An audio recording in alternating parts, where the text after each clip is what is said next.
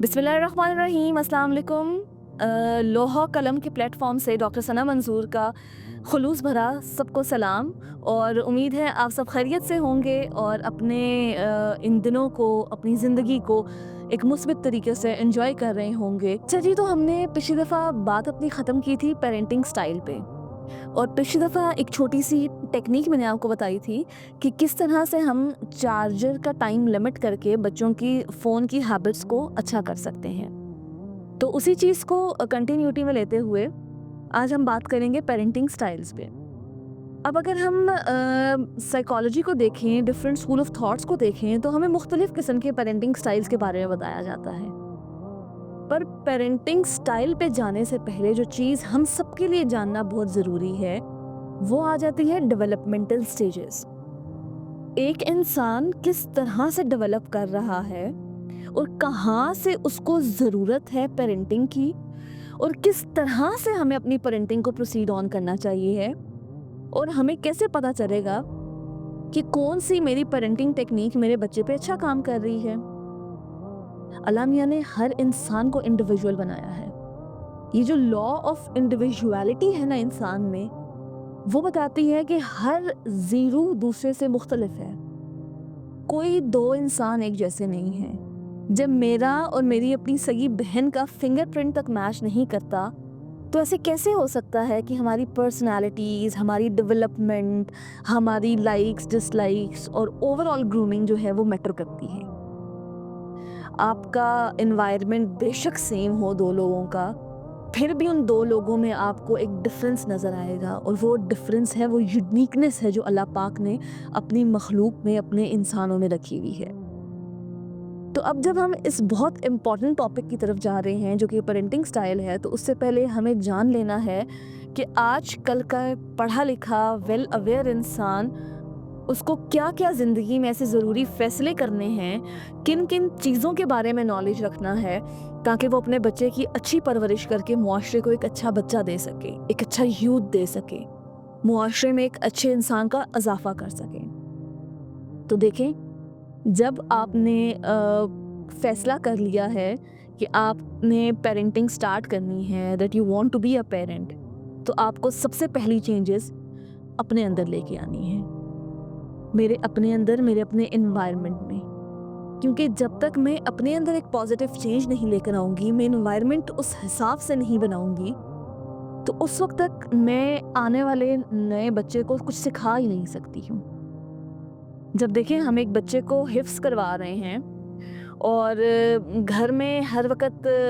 और बातें की जाती हैं, मतलब कुरान से दूरी है, बच्चे को टाइम नहीं दिया जाता, बच्चे को इंसेंटिव नहीं दिया जाता, और ये एग्ज़ाम्पल वो है कि जो मैंने अपनी सोसाइटी में देखा है, और मेरा बड़ा दिल भी खफ़ा होता है इस बात पे कि हम कहते हैं मैं चाहता हूँ कि मेरा बच्चा हिफ्ज़ कर जाए, हाफ़िज़ कुरान बन जाए, और हम उसको वैसा एनवायरनमेंट ही नहीं प्रोवाइड करते हैं। तो बच्चे का दिल ही नहीं चाहता, वो कहता है यार, जब बाकी सारे मेरे बहन भाई जो है वो खेल कूद रहे हैं, वो गाने भी सुन रहे हैं, वो एंजॉय कर रहे हैं, तो मैं क्यों ना करूं। तो वो क्या होता है, फिर वो ना यहाँ रहता है ना वहाँ रहता है, क्योंकि हमने उसको माहौल नहीं वैसा प्रोवाइड किया। अगर एक बंदा डॉक्टर बन रहा है या इंजीनियर बन रहा है या आर्ट्स की तरफ जा रहा है, वो एक आर्टिस्ट बनना चाह रहा है, एक पेंटर बनना चाह रहा है, उसके पास प्रॉपर ब्रशेज़ नहीं हैं, कलर्स नहीं हैं, कैनवस नहीं है, जगह नहीं है, तो क्या कभी वो एक अच्छा आर्टिस्ट बन सकेगा? कभी भी नहीं। तो माहौल प्रोवाइड करना बहुत ज़्यादा ज़रूरी होता है। अब before the arrival of child in your family, आप अगर चाहते हैं कि मेरा बच्चा पंक्चुअल हो, मेरा बच्चा टाइम मैनेज करे, मेरे बच्चे की सोशल स्किल्स अच्छी हों, एथिक्स, एटिकेट्स, मॉरल वैल्यूज़, इन सब चीज़ों पे वो उसकी अच्छी ग्रिप हो, खाने पीने में तंग ना करे, बदतमीज़ी ना करे, फ़ोन ज़्यादा यूज़ ना करे, एक टाइम के साथ अपनी ज़िंदगी को गुजारें, तो उसके लिए सबसे पहली चेंज पेरेंट्स को अपने अंदर लानी है। बीइंग अ पेरेंट, सबसे अच्छा ये रहेगा कि आपने अपने घर में एक बॉक्स रखा हुआ है कि रात को 9 बजे के बाद हर बंदे का सेल फ़ोन ऑफ होकर उस बॉक्स में चला जाएगा। अब अगर किसी ने अर्जेंट कॉल भी करनी है, घर के पीटीसीएल पे कर ले। अगर किसी से बात भी, कोई बहुत अर्जेंट चीज़ भी है, तो use your PTCL instead of using your mobile phone पूरी रात के लिए। तो टाइम बना लें कि जी, जब हम एज़ अ पेरेंट हम इस चीज़ को अमल कर रहे हैं, तो डेफ़िनेटली मेरा बच्चा भी करेगा। No there is a room for a TV. TV देखने का एक कमरा है आपके घर में, उससे बड़ी स्क्रीन लगी हुई है। बच्चे को पता है कि माँ इतने से इतने बजे टीवी देखती है, दादी या दादा इतने से इतने बजे कोई प्रोग्राम देख रहे हैं, खबरें सुन रहे हैं अब्बा। तो वो जब घर के अंदर हैबिट बन जाएगी ना, तो बच्चा भी उसी चीज़ को लर्न करेगा कि मैंने इतनी देर इस तरह से मेरे स्क्रीन के सामने बैठना है। खाना साथ आप खा रहे हैं, आपने शाम के टाइम पे बाहर बैठ के चाय साथ पी है।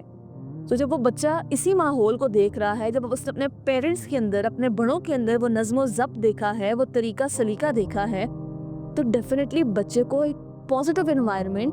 पॉजिटिव तरबियत के साथ मिल रहा है, तो बच्चे की डेफिनेटली अच्छी पेरेंटिंग होगी और हमें अच्छे आउटकम्स मिलेंगे। ये चीज़ें आ जाती हैं जो हमने प्री प्लान करनी है अपनी पेरेंटिंग स्टाइल को चुनने से पहले, कि जो भी पेरेंटिंग स्टाइल, जो भी तरीके सलीके मैं अपने बच्चे में चाह रही हूँ, वो सबसे पहली चेंज अपने अंदर और अपने घर भी लेकर आनी है। अब उसके बाद आती है दूसरी इम्पॉर्टेंट चीज़ कि पेरेंटिंग शुरू हमने किस टाइम पे करनी है। अब इंसान की ज़िंदगी के मुख्तलिफ फेज़ हैं। जिस तरह देखिए, आप एक बड़े इंसान को कंसोल कर रहे हैं, मैं एक मेरी हम उम्र के साथ बात कर रही हूँ और मैं उसको एक बात समझा रही हूँ, तो मेरे समझाने का तरीका और होगा। अगर वैसा ही कोई एथिक और एटिकेट मैंने एक बच्चे को समझाना है, तो मैं और तरह से बताऊंगी, और अगर मैंने किसी बड़े के साथ अपना पॉइंट सामने रख के बात करनी है, तो मैं और तरह से दलाइल लेके बात करूंगी। तो देखिए, एज टू एज वेरी कर रहा है मेरा समझाने का तरीका, बात करने का तरीका।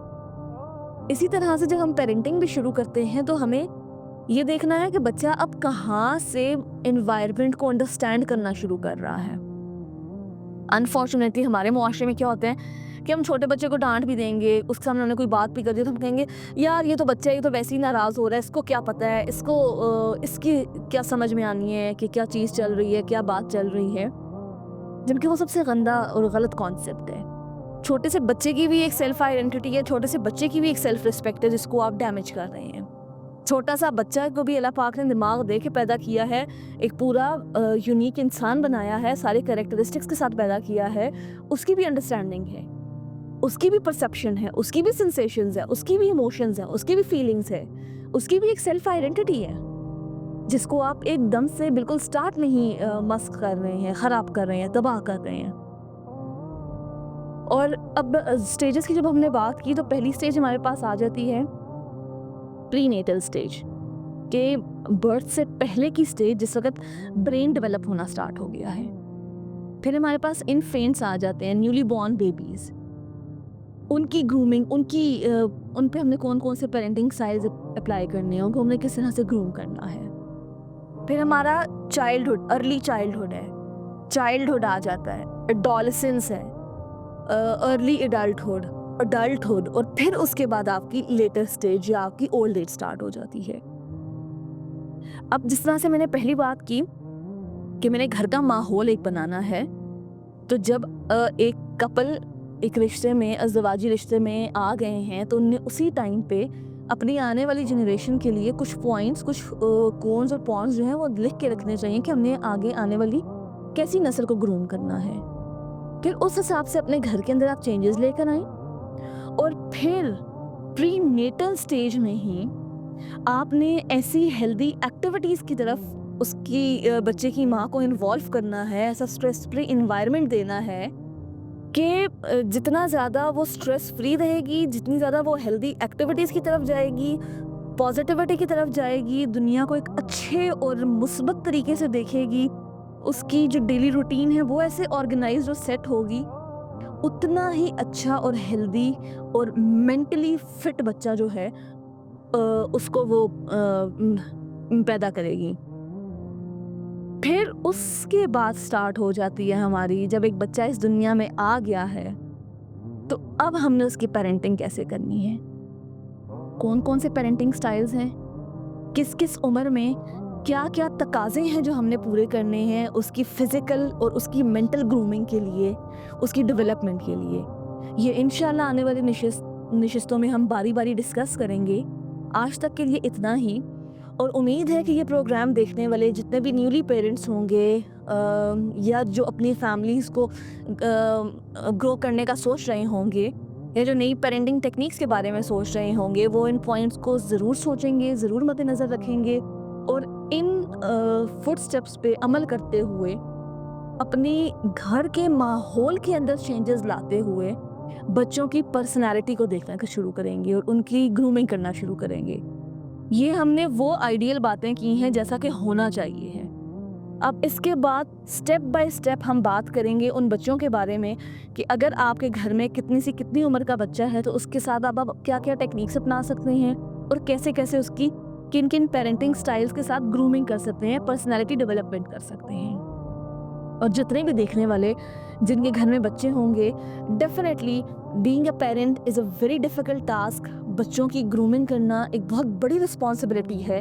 एक पेरेंट के ऊपर। तो जो आपके साथ लाइफ में प्रॉब्लम्स चल रहे हैं, जो आपको लगता है कि मेरे घर में कितनी एज का बच्चा है और क्या-क्या मुझे प्रॉब्लम्स आ रहे हैं पेरेंटिंग में, तो आप कमेंट्स में हैं उन पे ज़रूर शेयर करें अपने उन प्रॉब्लम्स को। हम इस सीरीज़ में वन बाय वन आपके उन तमाम प्रॉब्लम्स के भी सॉल्यूशंस लेकर आएँगे और एज बाय एज बच्चों की ग्रूमिंग और एक अच्छी